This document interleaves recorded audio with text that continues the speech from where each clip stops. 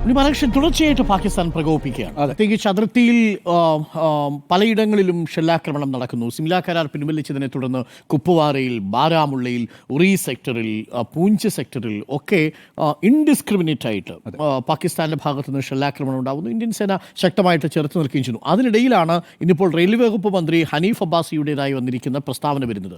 ആ മിസൈലുകൾ ഇന്ത്യക്ക് നേരെയാണ്, വെള്ളം തന്നില്ലെങ്കിൽ ആക്രമണത്തിന് തയ്യാറെടുക്കുക എന്നുള്ളതാണ്.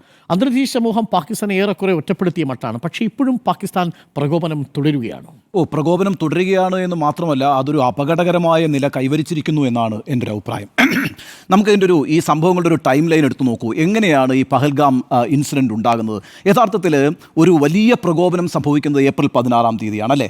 ഈ മാസം 16-ാം തീയതി ഇസ്ലാമാബാദിൽ ഓവർസീസ് പാകിസ്ഥാനികളുടെ ഒരു കൺവെൻഷനിൽ വെച്ച് ജനറൽ അസീം മുനീർ നടത്തുന്ന പ്രസംഗമല്ലേ ആദ്യത്തെ പ്രകോപനം എന്ന് പറയുന്നത്? ആ പ്രസംഗത്തിൻ്റെ മറ്റു ഭാഗങ്ങളെല്ലാം മാറ്റിവെച്ചിട്ട് ഒരു വരി മാത്രം എടുത്തു നോക്കിയേ. എന്താണ് അസീം മുനീർ പറഞ്ഞത്? പാകിസ്ഥാൻ്റെ ബ്രദേഴ്സാണ് ഈ പറയുന്ന ജമ്മു കാശ്മീരിൽ യുദ്ധം ചെയ്തുകൊണ്ടിരിക്കുന്നവർ എന്നാണ് പറഞ്ഞത് അല്ലേ?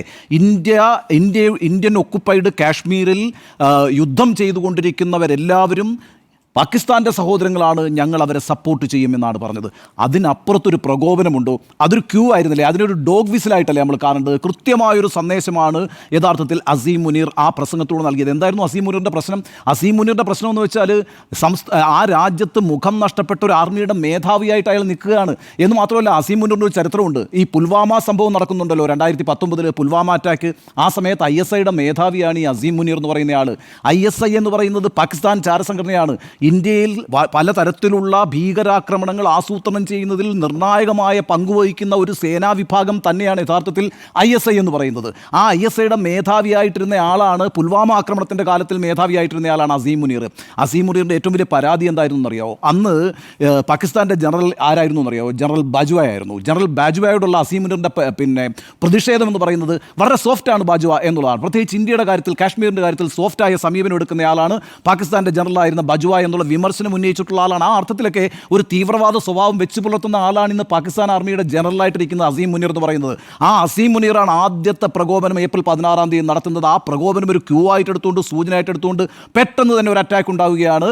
ആ അറ്റാക്കിൽ 26 ജീവനുകളാണ് ഇന്ത്യക്ക് നഷ്ടമായത്. ഒരു ചെറിയ കാര്യമല്ല. ആ പ്രകോപനം തന്നെയായിരുന്നു അതിൻ്റെ ആ ടെററിസ്റ്റ് അറ്റാക്കിൻ്റെ അടിസ്ഥാന കാരണം എന്ന് പറയുന്നത്. പിന്നീട് താങ്കൾ സൂചിപ്പിച്ചതുപോലെ നിരനിരയായി നിന്നിട്ട് പ്രകോപിപ്പിക്കുകയാണല്ലോ. പിന്നീട് പെട്ടെന്ന് തന്നെ അടുത്ത പ്രസ്താവന വരുന്ന ആരുടെയാണ്? പാകിസ്ഥാൻ്റെ പ്രതിരോധ മന്ത്രിയായിട്ടുള്ള ഖ്വാജ ആസിഫിൻ്റെ ആണ്. ഖ്വാജ ആസിഫ് എന്ന് പറയുന്നത് പാകിസ്ഥാൻ്റെ പ്രതിരോധ മന്ത്രിയാണ്, ഉത്തരവാദിത്തപ്പെട്ട ഒരാളാണ്, ഒരു പൊളിറ്റിക്കൽ പൊസിഷനാണ് പ്രതിരോധ മന്ത്രി എന്ന് പറയുന്നത്. ഇത്തരം സന്ദർഭങ്ങളിൽ വളരെ ശാന്തമായി കാര്യങ്ങൾ കൈകാര്യം ചെയ്യേണ്ട ഒരാളാണ്. പ്രകോപനം സൃഷ്ടിക്കേണ്ട ആളല്ല ഖ്വാജ ആസിഫ്. പക്ഷേ ഖ്വാജ ആസിഫ് ഒരു അന്തർദേശീയ മാധ്യമത്തിൽ കൊടുക്കുന്ന അഭിമുഖത്തിൽ പറയുന്ന കാര്യം എന്താ അറിയോ? there is going to be an all out war എന്നാണ്. there is going to be an all out war. ഇതാ യുദ്ധത്തിലേക്കാണ് ഞങ്ങൾ പോകാൻ പോകുന്നതെന്നാണ്. അത് ചെറിയൊരു പ്രകോപനമാണോ? അതിനുശേഷം പിന്നെ ഫോറിൻ മിനിസ്റ്റർ എന്താ പറഞ്ഞത്? അതും പ്രധാനപ്പെട്ട പോസ്റ്റല്ലേ. ഒരു രാജ്യത്തിൻ്റെ വിദേശകാര്യമന്ത്രി ഒരു യുദ്ധ സമാനമായ സാഹചര്യം നിൽക്കുമ്പോൾ പറയേണ്ട വാക്കുകളാണ് പറഞ്ഞത്. ടിറ്റ് ഫോർ ടാറ്റ് എന്നാണ് പറഞ്ഞത്. ഫോറിൻ മിനിസ്റ്ററാണ് പറയുന്നത് അടിക്ക് തിരിച്ചടി എന്നാണ് പറഞ്ഞത്. ഈ രീതിയിലല്ലേ പ്രകോപനപരമായിട്ട് ഓരോ ദിവസവും ഉത്തരവാദിത്തപ്പെട്ട ഓരോ രാഷ്ട്ര നേതാക്കൾ പാകിസ്ഥാൻ്റെ നിരന്ന് നിന്ന് പ്രസ്താവനകൾ നടത്തിയത്? ഇന്നിപ്പോൾ കേട്ടത് എന്താ? 130 മിസൈലുകൾ കാഴ്ചയ്ക്ക് ഞങ്ങൾ വെച്ചിരിക്കുകയല്ല എന്നാണ് പറയുന്നത്. ആരാ പറയുന്നത്? അവിടുത്തെ റെയിൽവേ മന്ത്രി. 130 മിസൈലുകളും ഉന്നം വെച്ചിരിക്കുന്ന ആരെയാണെന്ന് കൂടി അദ്ദേഹം വെളിപ്പെടുത്തുന്നുണ്ട് കേട്ടോ. ഒരു അന്താരാഷ്ട്ര രഹസ്യമാണ് അദ്ദേഹം ശരിക്കും പറഞ്ഞാൽ ഇന്ന് വെളിപ്പെടുത്തിയിരിക്കുന്നത്. അദ്ദേഹം പറഞ്ഞിരിക്കുന്ന 130 മിസൈലുകളും അവർക്ക് ഒട്ടേറെ അതിർത്തി രാജ്യങ്ങളുണ്ട് കേട്ടോ. അവിടെ ഇറാനുണ്ട്, റഷ്യയുണ്ട്, ചൈനയുണ്ട്. അങ്ങോട്ടേക്ക് ഒന്നും തിരിച്ചു വെച്ചിട്ടില്ല. ഇന്ത്യയിലേക്കാണ് ഈ 130 മിസൈലുകളും തിരിച്ചു വെച്ചിരിക്കുന്നത്. അത് ഞങ്ങൾ കാണാൻ വെച്ചിരിക്കുന്നതല്ല എന്ന് പറയുന്നത് അവിടുത്തെ റെയിൽവേ സഹമന്ത്രിയാണ്. അവിടുത്തെ മറ്റു പാർട്ടികൾ നിശബ്ദത പാലിക്കുന്നുണ്ട്. ഇന്നലെ ബിലാവൽ ഭൂട്ടോ എന്താ പറഞ്ഞത്? നിങ്ങൾ ഞങ്ങൾക്ക് വെള്ളം തന്നില്ലെങ്കിൽ ഇന്ത്യക്കാരുടെ രക്തം ഒഴുക്കും എന്നാണ്. ഈ രീതിയിലുള്ള പ്രകോപനപരമായ പ്രസ്താവനകളാണ് എല്ലാ ദിവസവും പാകിസ്ഥാൻ്റെ രാഷ്ട്രീയ നേതൃത്വത്തിൽ നിന്ന് ഔദ്യോഗികമായും അനൗദ്യോഗികമായി വന്നുകൊണ്ടിരിക്കുന്നത്. ഈ സമയത്ത് ഇന്ത്യ കാണിച്ചൊരു മര്യാദ നമ്മൾ ശ്രദ്ധിക്കേണ്ട. ഒറ്റയാൾ മാത്രമാണ് ഈ സമയത്ത് സംസാരിച്ചത്. അത് ഇന്ത്യയുടെ പ്രധാനമന്ത്രിയാണ്. ഇന്ത്യയുടെ പ്രധാനമന്ത്രി നരേന്ദ്രമോദി. അതും 3 പാരഗ്രാഫ്, അത് ഇംഗ്ലീഷിൽ സംസാരിച്ചത്. 3 പാരഗ്രാഫ് ബീഹാറിൽ സംസാരിക്കുമ്പോൾ ഇംഗ്ലീഷ് തിരഞ്ഞെടുത്തുകൊണ്ട് പ്രധാനമന്ത്രി സംസാരിക്കേണ്ട കാര്യം എന്താ? അദ്ദേഹം അഭിസംബോധന ചെയ്തത് അന്താരാഷ്ട്ര സമൂഹത്തെയാണ്. അന്താരാഷ്ട്ര സമൂഹത്തോട് അദ്ദേഹത്തിന് ചില കാര്യങ്ങൾ പറയാൻ ബാധ്യതപ്പെട്ട ആളല്ലേ ഇന്ത്യയുടെ പ്രധാനമന്ത്രി. ഇത്തരത്തിലുള്ള ടെററിസ്റ്റ് അറ്റാക്ക് ഉണ്ടായാൽ കീപ്പിംഗ് ദി മം എന്ന് നമ്മൾ അറിയത്തില്ല, നിശബ്ദമായിരിക്കാൻ കഴിയുന്ന ഒരാളല്ല ഇന്ത്യയുടെ പ്രധാനമന്ത്രി എന്ന് പറയുന്നത്. അദ്ദേഹം എന്താ പറഞ്ഞത്? അദ്ദേഹം പാകിസ്ഥാനെതിരായിട്ടൊരു വാക്ക് പറഞ്ഞിട്ടുണ്ടോ? നരേന്ദ്രമോദി വാക്ക് പാകിസ്ഥാൻ ഉച്ചരിച്ചിട്ടേ ഇല്ല ആ പ്രസംഗത്തിൽ. അദ്ദേഹം പറഞ്ഞിരിക്കുന്നത് തീവ്രവാദി അറ്റാക്ക് ഉണ്ടായിരിക്കുന്നു, ഒരു ടെററിസ്റ്റിനെയും വെറുതെ വിടില്ല എന്നാണ് പറഞ്ഞിട്ടുള്ളത്. ഭീകരവാദികളെ വെറുതെ വിടില്ല എന്ന് മാത്രമല്ല, ഭീകരവാദികളുടെ ബാക്കേഴ്സിനെയും വെറുതെ വിടില്ല. ഇന്ന് മൻ കി ബാത്തും അങ്ങനെ തന്നെയാണല്ലോ.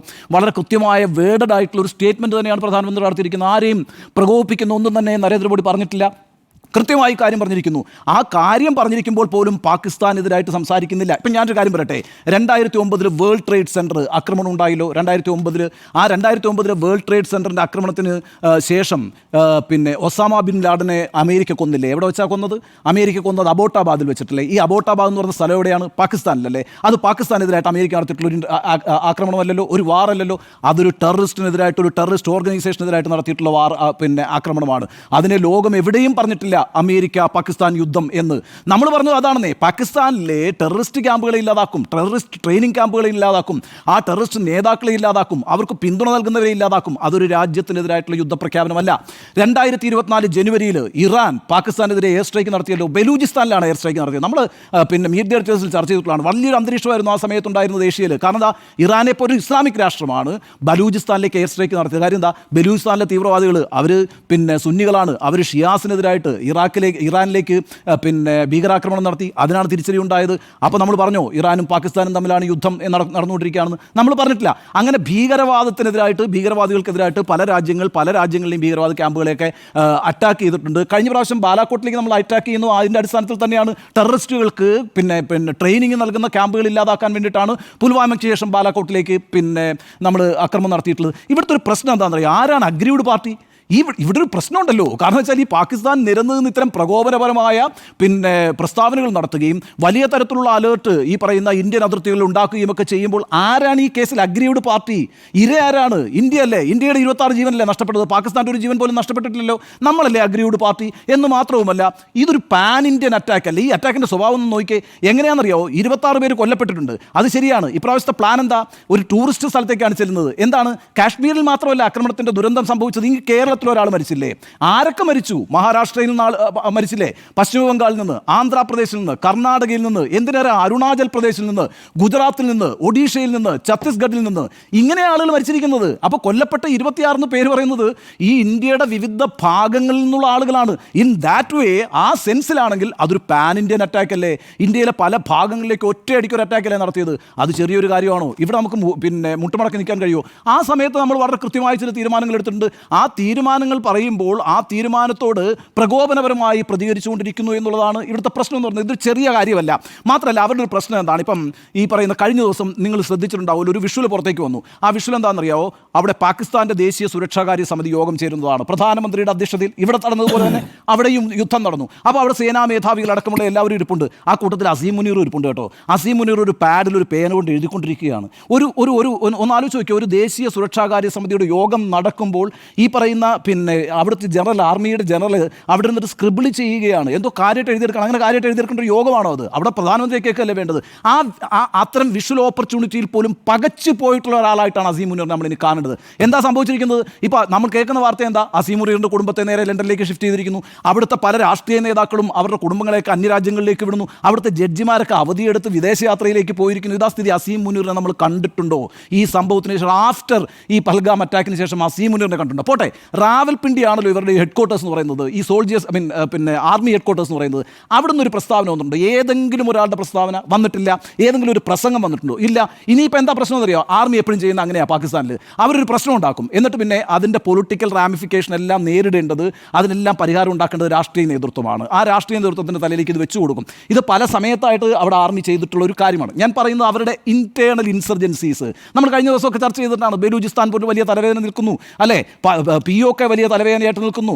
പിന്നെ ഖൈബർ പങ്ക്തുവാ വലിയ തലവേദനയായിട്ട് നിൽക്കുന്നു. അങ്ങനെ പാകിസ്ഥാൻ ഛിന്നഭിന്നമാകാൻ നിൽക്കുന്നു. സാമ്പത്തികമായി അങ്ങേയറ്റം പ്രതിസന്ധിയിലേക്ക്. ഞാനൊരു കണക്ക് കണ്ടത് ഞെട്ടിപ്പിക്കുന്ന കണക്കാണ് കേട്ടോ. കാരണം വെച്ചാൽ അന്താരാഷ്ട്ര നാണയനിധി IMF എന്ന് പറയുന്ന സംഘടനയുണ്ടല്ലോ, IMF 24 പ്രാവശ്യമാണ് പാകിസ്ഥാൻ കടം കൊടുത്തിരിക്കുന്നത്. ലോകത്തൊരു രാജ്യത്തിന് ഇതുപോലെ കടം കൊടുത്തിട്ടില്ല. ഓരോ പ്രാവശ്യവും പാകിസ്ഥാനെ ബെയിൽ ഔട്ട് ചെയ്യാൻ വേണ്ടിയിട്ട് ഈ രീതിയിൽ IMF സഹായിച്ചിട്ടുണ്ട്. IMFൻ്റെ സഹായം നിന്നു. ഇതൊക്കെയാണ് പ്രശ്നം, പാകിസ്ഥാൻ്റെ പ്രശ്നം. അമേരിക്കയുടെ സഹായം നിന്നു. ഈ രീതിയിൽ സാമ്പത്തികമായും അതുപോലെ തന്നെ രാഷ്ട്രീയമായും ഛിന്നഭിന്നമാകാൻ നിൽക്കുന്ന ഒരു രാജ്യത്തിൻ്റെ അവസാനത്തെ കച്ചിത്തുരുമ്പാന്നേ ഈ ഇന്ത്യക്കെതിരായിട്ടുള്ള ഈ പോരാട്ടം എന്ന് പറയുന്നത്. അതിൻ്റെ ഭാഗമായിട്ടാണ് ഈ പ്രകോപനമൊക്കെ നടത്തിക്കൊണ്ടിരിക്കുന്നത്. ഒരു മണിക്കൂറിന് മുമ്പ് വളരെ കൗതുകരമായിട്ടുള്ളൊരു ന്യൂസ് ഡെവലപ്മെൻറ്റ് എന്താണെന്നറിയോ? കഴിഞ്ഞ ദിവസം തന്നെ ഷബാസ് ഷെരീഫ് പറഞ്ഞല്ലോ, പാകിസ്ഥാൻ പ്രധാനമന്ത്രി പറഞ്ഞല്ലോ, ഒരു ന്യൂട്രൽ എൻക്വയറി വേണമെന്ന്. ഇപ്പോൾ പറഞ്ഞിരിക്കുന്ന ആരാന്നറിയോ? ഖ്വാജ ആസിഫ് പറഞ്ഞിരിക്കുന്നത് എന്താണെന്നറിയോ? ഖ്വാജ ആസിഫിൻ്റെ ഡിമാൻഡ് എന്ന് പറയുന്നത് എന്താ അറിയോ? Either Russia or China. നിങ്ങൾ രണ്ടുപേരിൽ ആരെങ്കിലും ഇതൊന്ന് മീഡിയേറ്റ് ചെയ്യണം എന്നാണ് പറഞ്ഞത്. കാരണം എന്താ പറയുക, പാനിക്കാണ്. ഇതിൻ്റെ പ്രശ്നം എന്ന് വെച്ചാൽ നമ്മൾ വളരെ ശ്രദ്ധയോടുകൂടി കാണേണ്ട ഒരു കാര്യം വെച്ചാൽ ഷിംല കരാർ പിൻവലിച്ചു എന്ന് പറഞ്ഞാൽ എന്താ അർത്ഥം എന്ന് പറയാമോ?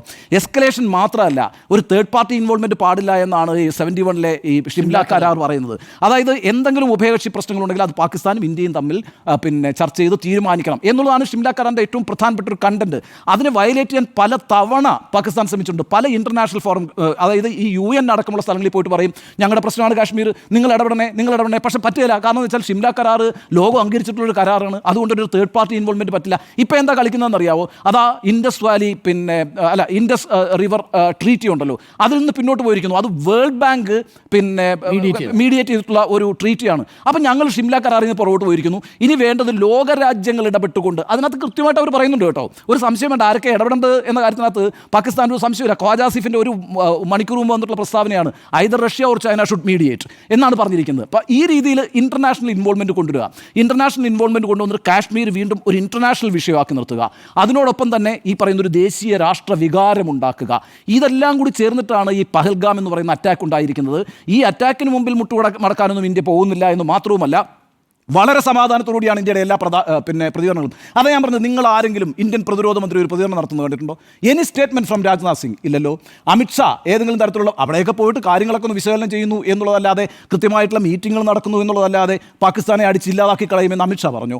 രാജ്യത്തിൻ്റെ രക്ഷാമന്ത്രിയാണല്ലോ രാജ്നാഥ് സിംഗ്, പറഞ്ഞോ പാകിസ്ഥാനെ ഞങ്ങൾ നാളെ രാവിലെ ഇല്ലാതാക്കാൻ പോവുകയാണെന്ന്, ഞങ്ങളുടെ കയ്യിലുള്ള മിസൈലുകളെല്ലാം ഞങ്ങൾ റെഡിയാക്കി വെച്ചിരിക്കുകയാണ്, ഇപ്പം തന്നെ അടിക്കും എന്ന് പറഞ്ഞു? ഇല്ല. ഇന്ത്യയുടെ ഉത്തരവാദിത്തപ്പെട്ട രാഷ്ട്രീയ നേതൃത്വം എന്ന് പറയുന്നത് ഇന്ത്യൻ പ്രധാനമന്ത്രിയാണ്. ഇന്ത്യൻ പ്രധാനമന്ത്രി മാത്രമാണ് ഇക്കാര്യത്തിൽ സംസാരിച്ചിരിക്കുന്നത്. പക്ഷേ അടിക്കടി പാകിസ്ഥാൻ നടത്തിക്കൊണ്ടിരിക്കുന്ന ഈ പ്രകോപനപരമായ പ്രസ്താവനകളുണ്ടല്ലോ, അത് അവരുടെ ദൗർബല്യത്തെ വെളിപ്പെടുത്തുന്നു എന്നാണ് ഞാൻ വിചാരിക്കുന്നത്. അവരുടെ ദൗർബല്യവും അവരുടെ ഭയാശങ്കകളുമാണ് പുറത്തേക്ക് വന്നിരിക്കുന്നത്. സംഭവിക്കാൻ പാടില്ലാത്തൊരു കാര്യം യഥാർത്ഥത്തിൽ പാകിസ്ഥാൻ ആർമിയുടെ മാനിപ്പുലേഷനിലൂടെ സംഭവിച്ചിരിക്കുന്നു. അതോടുകൂടി പാകിസ്ഥാൻ്റെ രാഷ്ട്രീയ നേതൃത്വം വലിയ പ്രതിസന്ധിയിലായിരിക്കുന്നു. ഞാൻ വിചാരിക്കുന്നതിൽ കേട്ടോ, ഈ പറയുന്ന ഉമ്മാക്കികളി കൊണ്ടൊന്നും ബലൂചിസ്ഥാനോട് എൻ്റെ ഒരു രാഷ്ട്രവികാരം ഉണ്ടാകും, പാകിസ്ഥാനോടൊപ്പം നിൽക്കുക എന്ന് ഞാൻ വിചാരിക്കുന്നില്ല. കാരണം ഇസ്ലാമാബാദിനെതിരായിട്ട് നിലപാടെടുത്തിരിക്കുന്ന ആളുള്ള ബലൂചിസ്ഥാനികൾ എന്ന് മാത്രമല്ല, പഹൽഗാമിലെ അറ്റാക്ക് ഉണ്ടായ ദിവസം അവരവിടെ മെഴുകുതിരി കത്തിച്ച് ഇന്ത്യക്ക് ഐക്യദാർഢ്യം പ്രഖ്യാപിച്ച ആളുകളാണ് ഈ പറയുന്ന ബലൂചിസ്ഥാനിലെ ലിബറേഷൻ ആർമി എന്ന് പറയുന്നത്. ആ അർത്ഥത്തിൽ പാകിസ്ഥാൻ ഈ രാഷ്ട്രത്തെ ഒന്നിച്ചു നിർത്താൻ വേണ്ടി ഒരു കാശ്മീർ വികാരമുണ്ടാക്കി, ആൻറ്റി ഇന്ത്യ വികാരമുണ്ടാക്കി നടത്തുന്ന ഈ നീക്കങ്ങളും പ്രകോപനപരമായ പ്രസ്താവനകളും ഒക്കെ അടിക്കടി അവരെ പിന്നോട്ടാക്കിക്കൊണ്ടിരിക്കുന്നു. അവർ അന്താരാഷ്ട്ര സമ്മർദ്ദത്തിൽ കൂടിയാണ്. ആ അർത്ഥത്തിൽ ഭയാശങ്കയിൽ പെട്ടിരിക്കുകയാണ് പാകിസ്ഥാൻ എന്ന് തന്നെയാണ് എൻ്റെ വിലയിരുത്തൽ.